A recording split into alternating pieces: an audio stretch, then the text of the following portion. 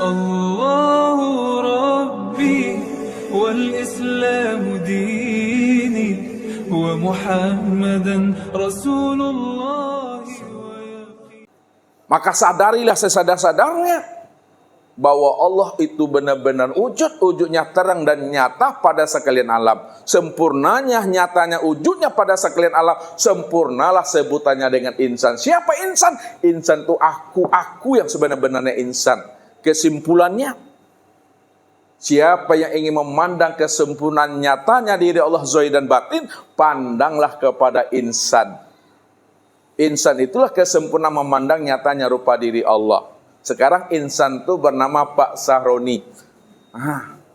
Sahroni itu nama rahasia diri Allah yang ke-101 tuh. Ya, insan itu nama yang ke-100. Sekarang insan itu bernama Pak Sahroni. Nama Pak Sahroni itu adalah nama rahasia Allah yang nyata pada insan. Itu sempurnanya Bapak Ibu memahaminya. Jadi setelah kita paham ya bahwa sesungguhnya Nur Muhammad itu dalam bahasa ma'rifat ini dialas sedikit bahasanya, tiada lain adalah Allah. Tiada lain adalah Dia.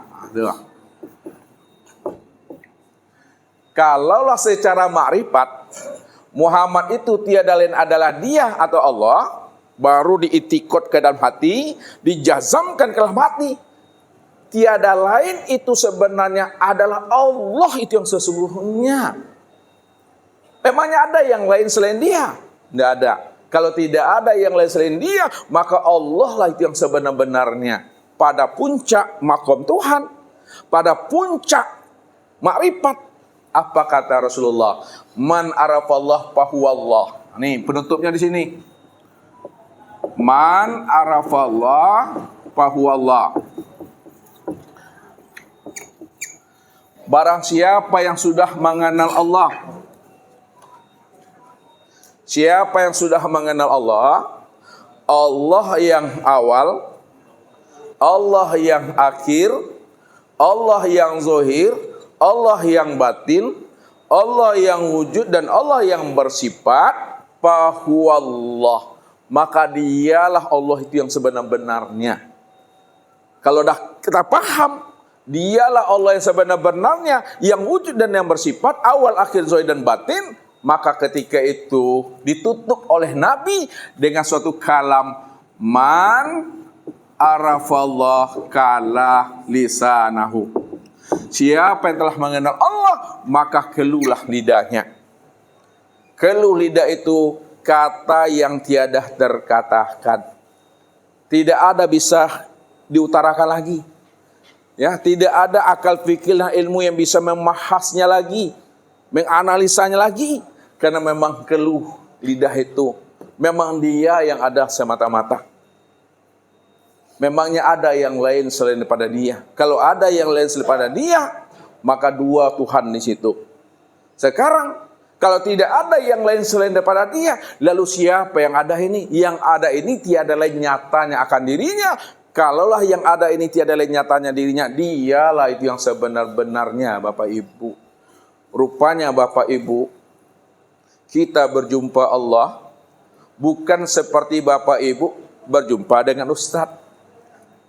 Bukan pula seperti Ustadz berjumpa dengan diri Bapak Ibu nih. Jadi tidak berjarak Allah dengan kita, kita dengan Allah. Karena kita tidak ada yang ada hanya Allah. Kalau Allah yang ada, lalu bagaimana perjumpaan kita dengan Allah sebenarnya? Perjumpaan kita dengan Allah itu yang sebenar-benarnya itu betul-betul satu wujud, satu rupa, satu nama dan satu rahasia pada insan, yaitu pada diri. Itu maksudnya. Satu wujud. Apa maknanya satu wujud? Memang Dia yang ada secara tunggal. Dia yang ada secara mutlak. Disitulah Dia menjelaskan wujudnya itu benar-benar ahad. Nah nih, wujudnya ini benar-benar ahad. Nah, Ahad itu maknanya adalah esa. Nih. Esa itu maksudnya adalah tunggal. Tunggal itu maksudnya tiada berbilang. Tuh dia bahasanya aja. Tiada berbilang itu maksudnya hanya dia satu-satunya. Hanya dia satu-satunya. Hanya dia satu-satunya itu maksudnya tiada yang lain selain dirinya. Nih. Tiada yang lain selain dirinya. Tiada yang lain selain dirinya itu maksudnya dialah yang mutlak itu. Dia yang mutlak. Dia yang mutlak itu maksudnya dialah yang semata-mata ada. Ada habis dah tuh dah. Paning aku lagi. Tak ada lagi bisa diungkapkan lagi dah. Maka Allah tuh tidak bisa disebut. Tidak bisa dianalisa. Tidak bisa dikaji. Karena dia tidak bisa dikaji, dianalisa, disebut. Maka dia menamai dirinya dengan Allah. Jadi Allah itu tak bisa disebut. Yang nggak bisa disebut itu yang Allah. Ya. Yang nggak bisa dikaji itu Allah. Karena tidak bisa dikaji, nggak bisa disebut. Maka disitulah dia menamai dirinya dengan Allah itu. Karena nggak bisa dikaji Bapak Ibu. Makanya Allah katakan. Disindir oleh Allah. Apa kata Allah? Wa minan nasi may ya'budullaha ala harfin. Ada sebahagian daripada manusia. Dia mengaku menyembahku. Dia mengaku bertuhan kepadaku. Dia mengaku mengingat aku. Tapi sayang kata Allah, yang disembahnya, yang diingatnya bukan aku. Yang disembah dan diingatnya adalah huruf Allah, lafaz Allah dan tulisan Allah. Ini yang diingatnya nih.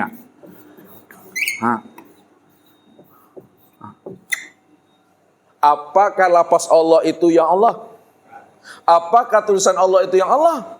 Apakah huruf alif lam lam itu yang Allah?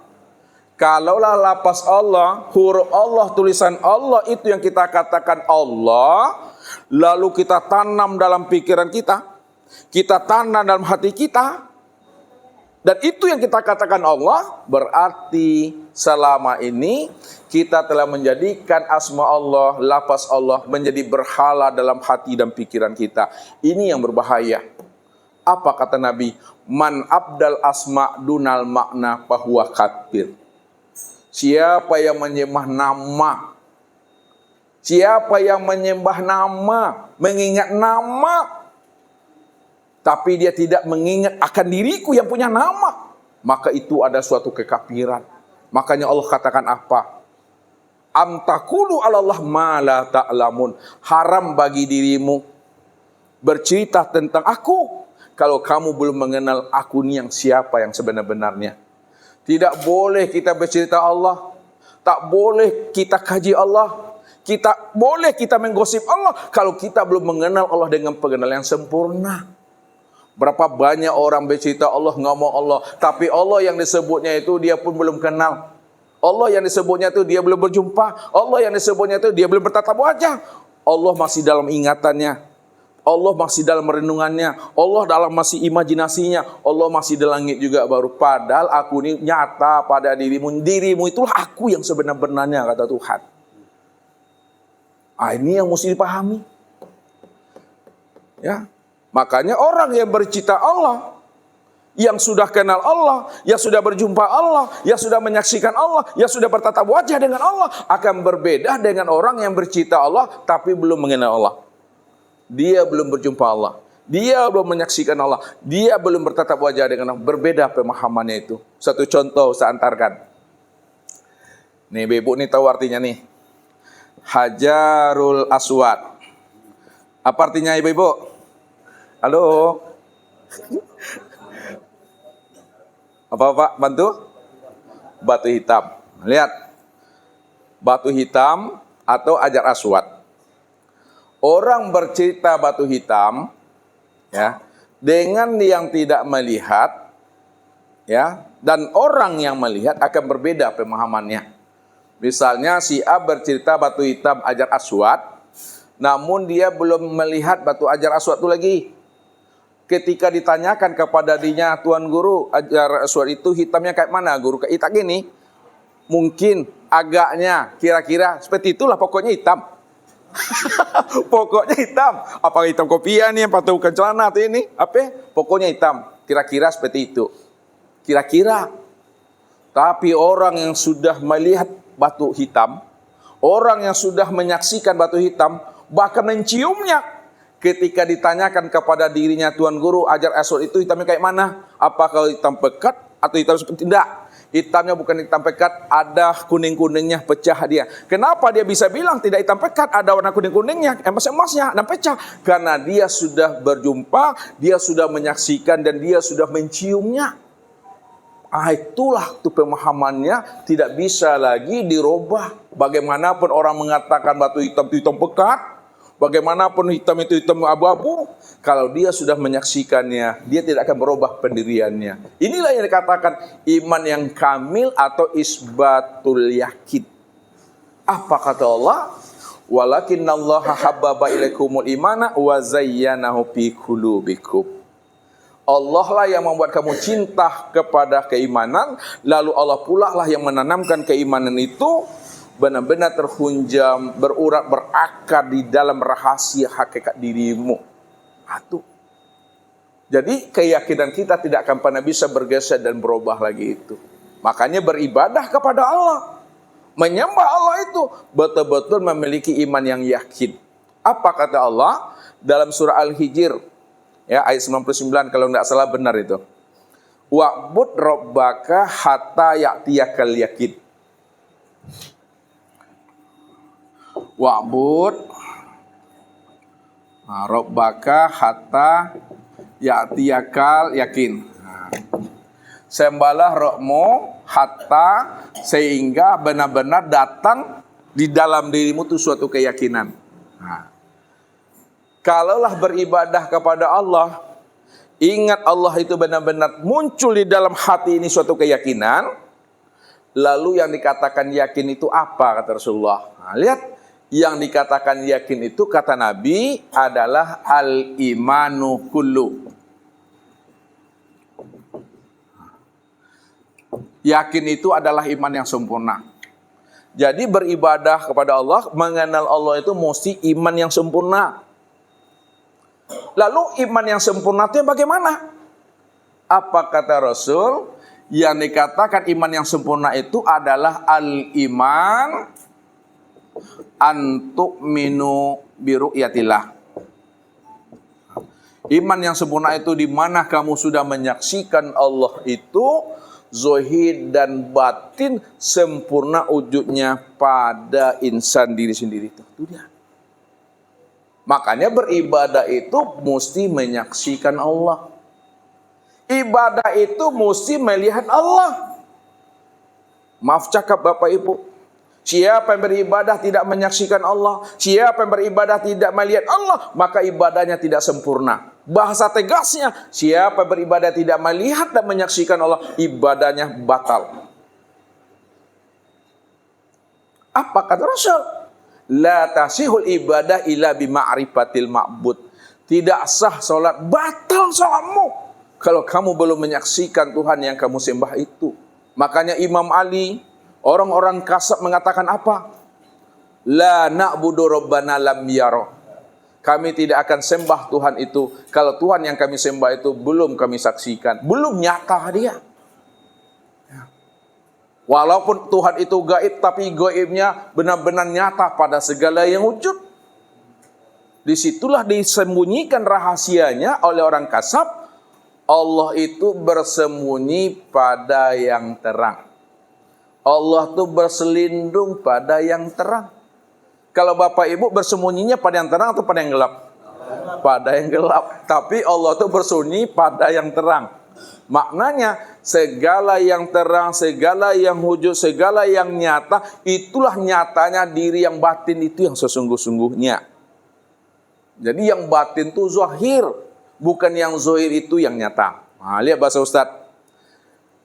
Bukan yang zahir itu yang nyata Bapak Ibu. Nih, Allah itu zahir dan batin. Ini bahasa hakikat ya. Bukan yang zahir ini yang wujud. Bukan yang zahir ini yang nyata. Yang wujud dan yang nyata itu adalah yang batin. Batin ingin dikenal, lalu dia menjadi nyata. Maka yang nyata itu adalah yang batin, bukan yang nyata itulah yang zahir. Sekarang kita usah antarkan pemahamannya melalui tarki. Nah, ini kita antarkan nih. Tubuh dengan ruh. Nah, kita mengantarkan ke sini nanti nih Bapak Ibu, ke insan nih. Ada tubuh, ada ruh. Kita melakukan tarki mandang dari bawah ke atas. Pertanyaan Ustadz, antara tubuh dengan ruh, yang sebenar wujud yang mana Bapak Ibu? Ruh. Kalau yang sebenar wujud adalah ruh, lalu tubuh ini apa bagi ruh? Kenyataan ruh. Tubuh itu kenyataan ruh, baru dipatrikan ke dalam. Kalaulah tubuh itu kenyataan ruh, maka jazamkan ke dalam hati, patrikan ke dalam hati, tubuh inilah sebenar-benarnya yang dikatakan ruh itu. Oleh karena itu, jangan bertubuhkan jasmani, tapi hendaklah bertubuhkan ruh. Itu memahami itu? Jangan bertubuhkan jasmani, hendaklah bertubuhkan ruh. Apa sebabnya? Karena yang sebenar wujud itu adalah ruh. Ruh ingin dikenal, lalu dia nyata pada tubuh. Makanya tubuh itu kenyataan ruh. Kalaulah tubuh itu kenyataan ruh, maka tubuh itulah sebenar-benarnya ruh. Itulah artinya hendaklah kita bertubuhkan ruh, jangan bertubuhkan jasmani. Nah, siapa yang bertubuhkan jasmani, nanti hancur, dimakan belatung, makan cacing tanah, membusuk dia. Belum sejam mati lagi dah membangkai dia. Karena dia hanya memahami inna khalaqnakum min turab, diciptakan kamu itu daripada tanah. Padahal dikatakan inna lillahi wa inna ilaihi raji'un. Datang dari Allah, kembali kepada Allah. Di mana datangnya situ, pulangnya di mana, hilang di situ dicari. Kalau memang asal kita adalah Tuhan, tentu pulang dan kembalinya tetap juga jadi Tuhan. Ini asalnya dari Allah, mati kembalinya ke tanah, hancur tuh, membusuk dia, dimakan cacing tanah dia. Oleh karena itu, jangan bertubuhkan jasmani, hendaklah bertubuhkan ruh. Itu yang pertama Pak Ibu. Yang kedua, kita naikkan lagi ke atas, ya, karena mumpung masih pagi ini, ya, hendak kami tambah beban Bapak Ibu. Antara ruh dengan Muhammad lagi.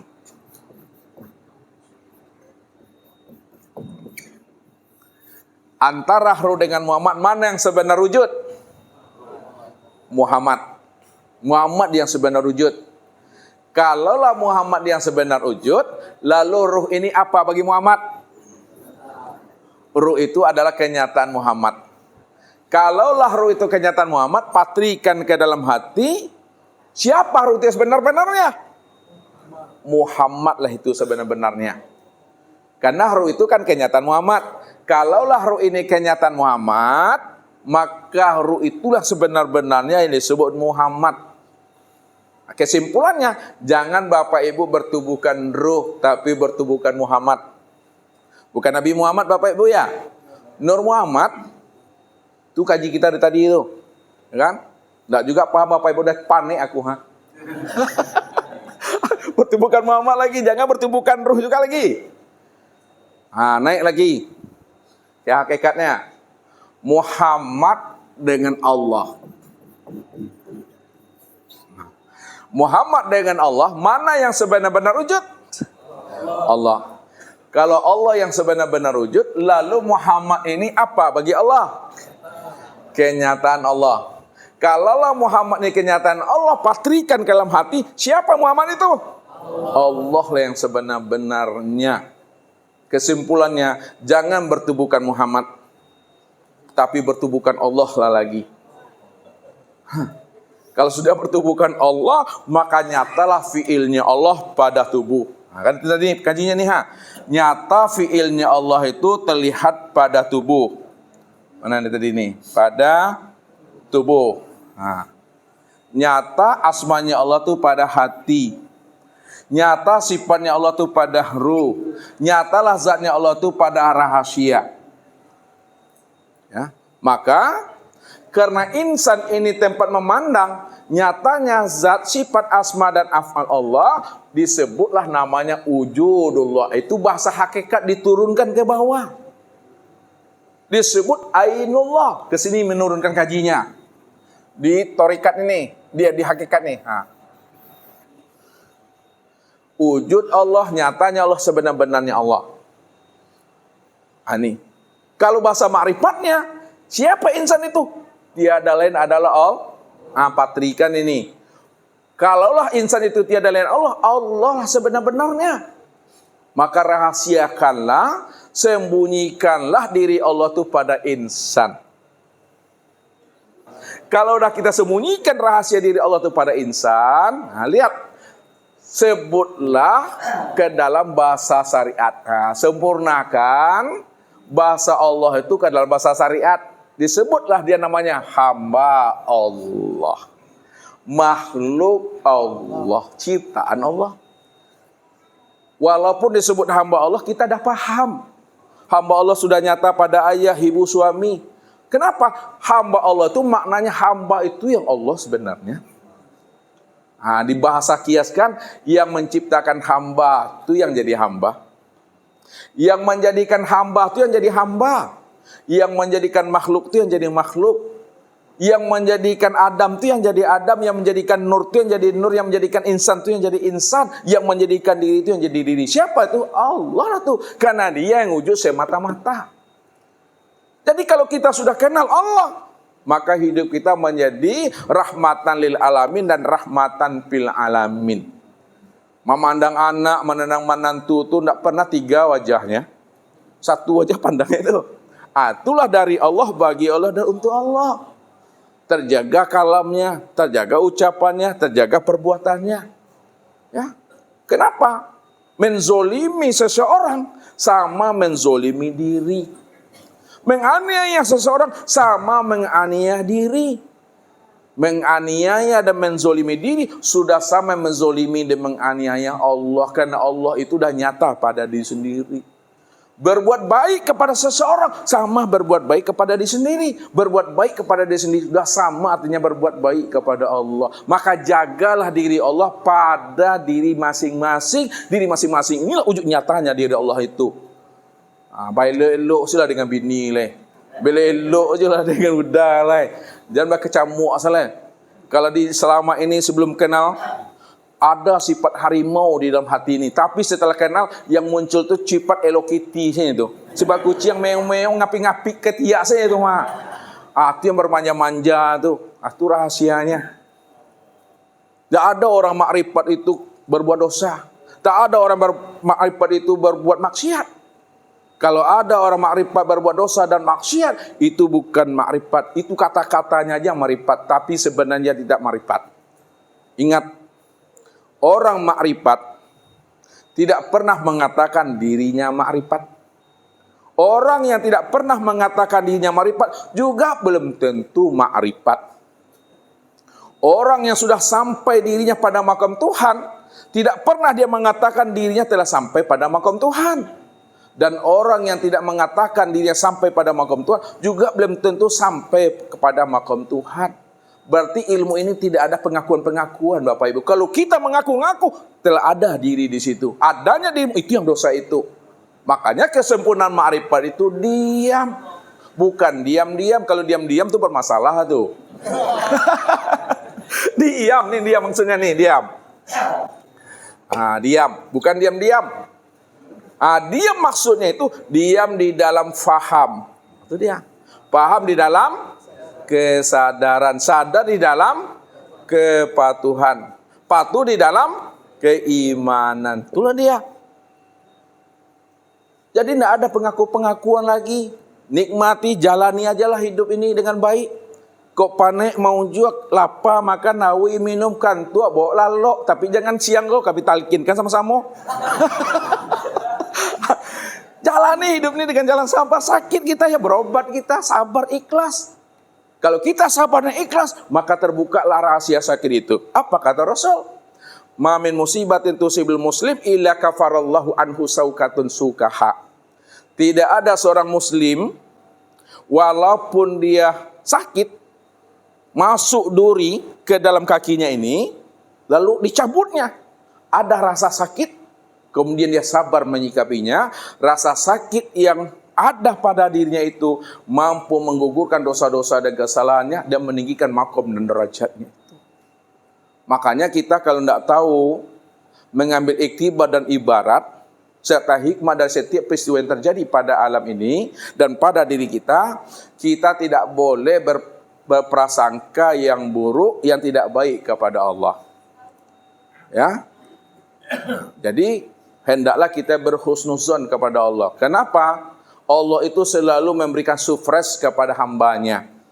Buktinya, Allah itu kadangkala ya, membungkus sorga itu, dibungkus Allah sorga itu dengan ujian, cobaan, dan musibah yang tak kunjung henti-hentinya. Belum ini selesai lagi, datang musibah lagi. Belum ini selesai, datang lagi bertubi-tubi.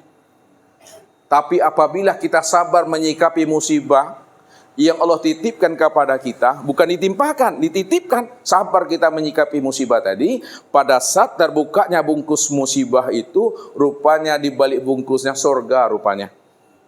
Kadangkala Allah bungkus neraka itu dengan kesuksesan, kejayaan. Pada saat kita lupa memandang Allahnya di situ, kita sukses karena kita jaya karena kita. Pada saat terbukanya bungkus kesuksesan dan kejayaan tadi, rupanya neraka juga di situ. Nah, itulah hendaknya kita berbaik sangka kepada Allah. Kalau ada manusia merasa dirinya terzolimi sama Tuhan, merasa dirinya teraniaya dengan takdir Allah, itu karena hatinya belum mampu memandang Allah yang penuh dengan cinta dan kasih sayang. Siapa yang sudah mampu memandang kasih sayang dan kemurahan Allah, maka lebih banyak dia menangis ketimbang dia ketawa. Lebih banyak dia bersyukur daripada dia tidak bersyukur. Itu rahasianya. Jadi Allah itu cinta dan sayangnya sudah terlampau-lampau kepada kita, Bapak Ibu. Cinta dan sayangnya Allah itu sudah berlebih-lebih kepada diri kita ini. Buktinya, kalaulah kita sayang dengan diri kita, kita cinta kita dengan diri kita, maka Allah lebih sayang dan lebih cinta lagi dengan diri kita dibandingkan cinta dan sayangnya kita terhadap diri kita. Kalau ayah bunda kita, mondek kita, orang tua kita sayang kepada kita ini, kepada anaknya, maka Allah lebih sayang lagi kepada diri kita ini dibandingkan sayang dan cintanya ayah bunda kita terhadap diri kita. Rasulullah, Bapak Ibu, pernah menguji keimanan seorang ibu ketika ibu itu sedang menyusui anaknya. Lalu Rasulullah mencoba memberikan pemahaman melalui sebuah pertanyaan. Apa kata Rasulullah? Wahai ibu, apakah ini anak ibu? Ya Rasulullah, ini anakku. Maukah ibu membakar anak ibu ini hidup-hidup? Ya tidak mau ya Rasulullah. Karena ini kan anakku ya Rasulullah. Ini adalah darah dagingku ya Rasulullah. Kenapa ibu tak mau? Aku cinta dan sayang kepada anakku ya Rasulullah. Makanya aku tak mau bakar dia ya Rasulullah. Apa kata Rasulullah? Apabila ibu sayang dengan anak ibu, ibu cinta dengan anak ibu, ketahuilah wahai ibu, Allah lebih sayang dan lebih cinta lagi kepada anak ibu dibandingkan cinta dan sayangnya ibu terhadap anak ibu itu sendiri. Begitulah Allah meluapkan perasaan cintanya kepada kita. Makanya Allah itu Bapak Ibu tidak pingin kalau ada hambanya mendua hati dengan dirinya. Karena Allah itu pencemburu sange, Bapak Ibu. Itu pencemburu sange. Sangat pencemburu. Makanya kalau ada hambanya berpaling hati, mendua hati dengan dirinya, Allah tarik batinnya, Allah tarik ruhaninya. Supaya apa? Hambanya itu benar-benar cinta kepada dirinya, karena Allah telah meluapkan perasaan cinta yang lebih kepada dirinya itu. Inilah rahasianya. Kita selalu bermahabbah, bermanja-manja dengan Allah tadi itu. Jadi jalani hidup itu dengan selalu berbaik sangka kepada Allah, Bapak Ibu. Nah, kita kembalikan ke laptop. Secara zahir dan secara batin, asal diri kita itu adalah Nur Muhammad. Berarti zahir batinnya diri kita adalah Muhammad. Sekarang Kembalikan asal Muhammad. Asal Muhammad itu adalah Kalaulah asal Muhammad itu adalah Allah, Allah lah itu sebenar-benarnya. Maka kenalilah Allah zahir, nyata pada tubuh, Allah itu batin, nyata pada ruh. Kumpulan tubuh dengan ruh, kumpulan ruh dengan tubuh, itu yang disebut namanya insan. Inilah kesimpulannya, Allahu ruhun wa Muhammadun jasadun. Allah itu batin, nyata pada ruh, Muhammad itu zahir, nyata pada tubuh. Sempurnalah pada insan ini. Pada saat Bapak Ibu sudah sempurna mengenal Tuhan, ketika itu Bapak Ibu pun mati di situ. Mati. Tidak ada di Bapak Ibu situ lagi. Rupanya melihat Allah itu Bapak Ibu bukan sekali 24 jam. Melihat Allah itu bukan 2 kali 24 jam. Kalau 2 kali 24 jam, lapor nanti dengan Pak RW itu. Melihat Allah itu sekali saja seumur hidup. Sekali saja sampai dunia ini runtuh. Apa maknanya sekali saja sampai dunia ini runtuh? Sekali saja ya seumur hidup. Sebab dikatakan man arafa rabbahu fasadal jasad. Nih. Siapa yang telah kenal Tuhannya? Kenal Tuhan berarti sudah berjumpa. Berjumpa berarti sudah menyaksikan. Menyaksikan berarti telah bertatap wajah. Siapa yang sudah berjumpa, sudah menyaksikan bertatap wajah, fasadal jasad, pada saat itu juga, detik ini juga diri Bapak Ibu itu tiada. Detik ini juga diri Bapak Ibu hapus. Kalaulah diri Bapak Ibu itu hapus dan tiada detik ini, maka diri siapa yang ada? Diri Allah lah yang ada. Kalau diri Allah yang ada, siapa yang berdiri? Siapa yang ruku, siapa yang sujud, siapa yang duduk, siapa yang memandang, yang mendengar, berkata, mengetahui, berkuasa, berkehendak dan hidup. Aku, kata Allah. Makanya aku yang beraku-aku di dalam keakuanku. Maka muncullah lagu aku dalam keakuanku itu. Nah, kalau lupa Bapak Ibu bahasa Ustadz, lihat ketik aku dalam keakuanku. Karangan Ustadz Iswardi. Penyanyinya Ibu Depi. Itu pembuka rahasianya. Nah, setelah itu tidak boleh ngaku-ngaku lagi Bapak Ibu, ya, tidak boleh ngaku-ngaku, ya, tidak ada lagi perkataan mengenal Tuhan. Siapa yang mengenal Allah, tanda belum kenal. Siapa yang menyaksikan Allah, tanda belum menyaksikan, karena masih ada diri di situ, ya. Nah, makanya haram bagi Bapak Ibu kalau sudah kenal untuk bertanya sama Ustaz, tidak boleh bertanya lagi, dah haram hukumnya. Iya, tetap bertanya tapi paham. Yang bertanya itu bukan aku Ustadz, adalah dia. Dia yang berkata, dia pula lah yang mendengarkan perkataan apa yang dikatakannya. Dia yang bertanya, dia pula lah menjawab pertanyaan apa yang ditanyakannya. Disitulah dia menyaksikan kesempurnaan dirinya dengan dirinya sendiri yang nyata pada insan itu. Jadi boleh bertanya Bapak Ibu.